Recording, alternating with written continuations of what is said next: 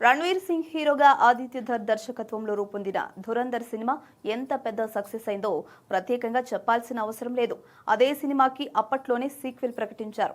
అయితే మిగతా వారితో పోలిస్తే భిన్నంగా ఈ సినిమాని చాలా త్వరగానే రిలీజ్ చేశారు. ఈ సినిమా ఉగాది సందర్భంగా ఈ రోజు ప్రేక్షకుల ముందుకి వచ్చింది. కానీ ఒక రోజు ముందుగానే ప్రీమియర్స్ ప్రదర్శించడం జరిగింది. తెలుగు సహా తమిళ వర్షన్స్ కూడా ప్రీమియర్స్ టికెట్లు అమ్మారు. కానీ కంటెంట్ డెలివరీ లేట్ కావడంతో ఆ షోస్ క్యాన్సిల్ అయ్యాయి. కానీ హిందీ షోస్ మాత్రం అన్ని స్టేట్స్ లో ప్రదర్శితమయ్యాయి. ఈ నేపథ్యంలో ఈ సినిమా ఎలా ఉంది, ప్రేక్షకులను ఎంతవరకు ఆకట్టుకుంది అనేది ఈ సినిమా రివ్యూలో చూద్దాం. భారత్ నుంచి పాక్ వెళ్లిన జస్ప్రీత్ సింగ్ రంగి అక్కడ లారీ అనే ఒక పట్టణంలో హంజా అలీగా మారి రెహమాన్ డికాయిట్ గ్యాంగ్ లో చేరి చివరికి అతన్ని ఎలా అంతమొందించాడు అనేది మొదటి భాగంలో చూపించారు. ఇక రెండో భాగంలో అసలు అతను ఈ ఆపరేషన్ లోకి ఎలా ఎంటర్ అయ్యాడు అనే విషయాన్ని చూపించారు. ఆ తర్వాత రెహమాన్ మరణంతో ఆ స్థానాన్ని ఆక్రమించడానికి సిద్ధమైన అర్షద్ పప్పుని ప్లాన్ చేసి అతి దారుణంగా చంపించిన హంజా ఆ తరువాత అతని స్థానానికి అడ్డుగా ఉన్న ఉజైర్ ని తప్పుడు కేసులో దుబాయ్లో ఎలా అరెస్ట్ చేస్తాడు, ఆ తర్వాత భారత్ మీద పాకిస్తాన్ ఐఎస్ఐ ప్లాన్ చేసిన పథకాలను చాలా వరకు ఫెయిల్ చేస్తూ వస్తాడు. ఈ క్రమంలో ఐఎస్ఐ మేజర్ ఇక్బాల్ కి హంజా భారతీయుడని తెలుస్తుంది. తెలిసిన తర్వాత అతను హంజాని ఎలా అడ్డుకున్నాడు, ఈ విషయం తెలిసిన హంజా ఏం చేశాడు, చివరికి ఏం జరిగింది, ఇలాంటి విషయాలు సినిమా బిగ్ స్క్రీన్ మీద చూడాల్సిందే.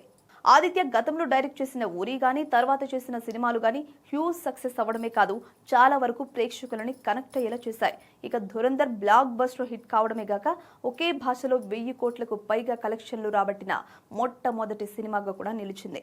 ఈ నేపథ్యంలో రెండో భాగం మీద భారీ అంచనాలు ఏర్పడ్డాయి. అయితే ఆ అంచనాలను ఏమాత్రం తగ్గకుండా సినిమాని నడిపించడంలో దర్శకుడు సక్సెస్ అయ్యాడు.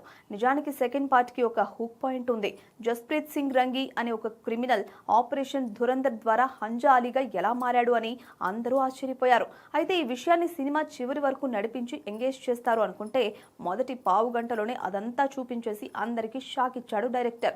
ఇక ఆ తర్వాత నెమ్మదిగా హంజా ల్యారీ, ఆ తర్వాత కరాచీ, ఆ తర్వాత బాలు ప్రాంతాలకు ఎలా రాజుగా ఎదిగాడు అన్న విషయాలను ఆసక్తికరంగా చూపారు.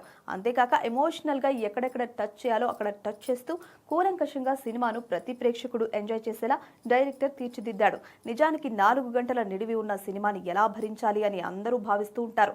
కానీ ఈ సినిమా విషయంలో మాత్రం ఎక్కడ బోర్ కొట్టకుండా దర్శకుడు చాలా జాగ్రత్తలు తీసుకున్నాడు. అయితే మొదటి భాగంలో ఉన్నంత రక్తపాతం మాత్రం ఈ భాగంలో లేదు. మొదటి పావు గంట ఫైట్ లో మాత్రం భారీగానే రక్తపాతం చిందించినా ఆ తర్వాత మాత్రం ఎందుకో దాని జోలికి పెద్దగా వెళ్లలేదు. అయితే దావుద్ ఇబ్రహీం సహా భారతదేశంలో జరిగిన ఎన్నో బాంబు పేలుళ్లకు సూత్రధారులైన వాళ్ళని చూపిస్తూ ఉండడం జనాలు కనెక్ట్ అయ్యేలా చేస్తుంది. క్లైమాక్స్ ట్విస్ట్ మాత్రం అదిరిపోతుంది.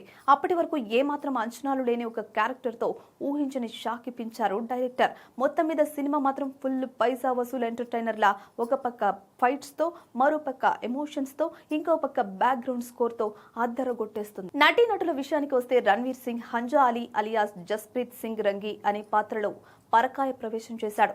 మొదటి భాగంతో పోలిస్తే ఈ భాగంలో సారా అర్జున్ పాత్ర చాలా పరిమితం. ఇక రాకేష్ బేడి తన నటనతో ఎరగదీశాడు. సంజయ్ దత్ కనిపించిన ప్రతిసారి స్క్రీన్ మీద ఒక రకమైన అరుపులు పుట్టించాడు. అర్జున్ రాంపాల్, మాధవన్, గౌరవ్ సహా మిగతా పాత్రధారులు అందరూ తమ పాత్రల పరిధి మేరకు ఆకట్టుకున్నారు. ఇక టెక్నికల్ టీం విషయానికి వస్తే ఈ సినిమాకి శాశ్వత్ సచ్దేవ్ ఇచ్చిన సంగీతం కరెక్ట్ గా సెట్ అయింది. ముఖ్యంగా అందించిన బ్యాక్గ్రౌండ్ స్కోర్ సినిమాకి చాలా బాగా ప్లస్ అయింది. వికాస్ సినిమాటోగ్రఫీతో పాటు ఓజస్ గౌతమ్ శివకుమార్ అందించిన అడిషనల్ స్క్రీన్ ప్లే సినిమాని వేరే లెవెల్ కి తీసుకువెళ్లింది అనడంలో ఎలాంటి సందేహమూ లేదు. నిడివి విషయంలో కంప్లైంట్స్ ఉన్నా ఎంగేజింగ్ కంటెంట్ కాబట్టి పెద్దగా పట్టించుకోవాల్సిన అవసరం లేదు.